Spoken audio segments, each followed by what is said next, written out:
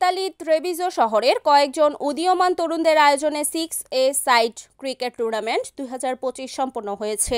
6 দলের অংশগ্রহণে একদিনব্যাপী এই ক্রিকেট টুর্নামেন্টে ট্রেভিজো টাইগার্স লিজেন্ড চ্যাম্পিয়ন হওয়ায় গৌরব অর্জন করে। রবিবার ট্রেভিজো শহরের স্থানীয় একটি মাঠে 6টি দল নিয়ে একদিনব্যাপী এই ক্রিকেট টুর্নামেন্ট শুরু হয়। টুর্নামেন্টের মনোফালকনে, ব্রেসিয়া, আবদুল্লাপুর, ভেনিস, ট্রেভিজো শহর থেকে দলগুলো অংশগ্রহণ করে। দুইটি গ্রুপে অনুষ্ঠিত উদ্বোধনী খেলায় মনোফালকনে ক্রিকেট দল আবদুল্লাপুর ভ্যানিসকে পরাজিত করে।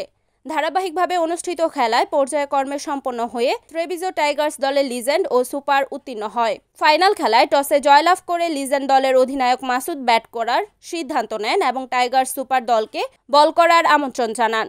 ব্যাট করতে নেমে নির্ধারিত ওভারে লিজেন্ড দলের ব্যাটসম্যান 94 রান সংগ্রহ করে। জয়ের জবাবে ব্যাট করতে সুপার দলের খেলোয়াড়রা নির্ধারিত ওভারে 51 রানে অল আউট হয়ে যায়। 43 রানে জয়লাভ করে চ্যাম্পিয়ন হয় লিজেন্ড দল।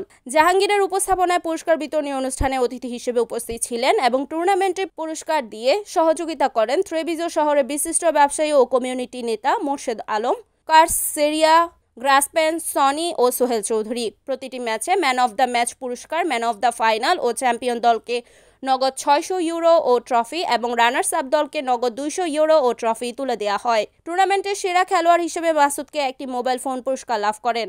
মাসুদ, খোকন, ইমন, জাহাঙ্গীর, নাইম ও অন্তরের সার্বিক সহযোগিতায় এই টুর্নামেন্টটি সম্পন্ন হয়েছে এবং এই টুর্নামেন্টের সহযোগিতা করার সবাইকে ধন্যবাদ জানান আয়োজকরা। Report Himal Jamaddar, NAN TV, Italy.